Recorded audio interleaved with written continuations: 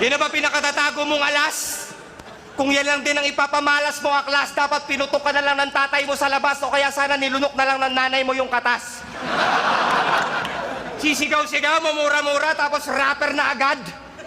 Tarantado, madali lang magsalita ng ganyan, lalo ko yung pagka-squatter mo, sagad. Barker na bangag, snatcher ka ng bag. Dapat ginagawa dito, ninenel cutter yung bayag. Mag-ingat kayo dito kay Philip. Ibang klase to na snatcher. Tingnan mo, mas maliksi pa siya sa dancer. Pag hinablutan ka ng cellphone nito, kasama pati charger.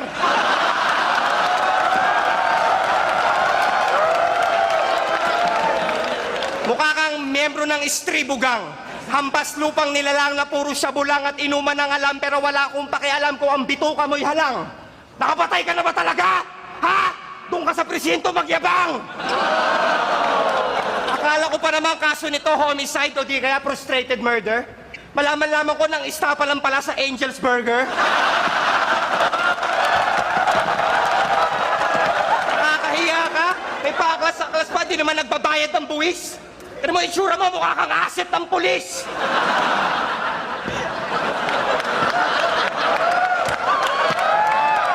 Ba't kanya kakapayat? Anong sinisingot mo? Diet Coke? Ganito itsura ng lamok pag sinilip nyo sa microscope. Ang payat mo na, Philip. Magtututulog ka naman. Halos bungo ka na lang. Partida, busog pa siya niyan. Sa sobrang payat, mas mataba pa yata yung buto sa laman. Ako mukhang adik lang, ikaw buong katawan.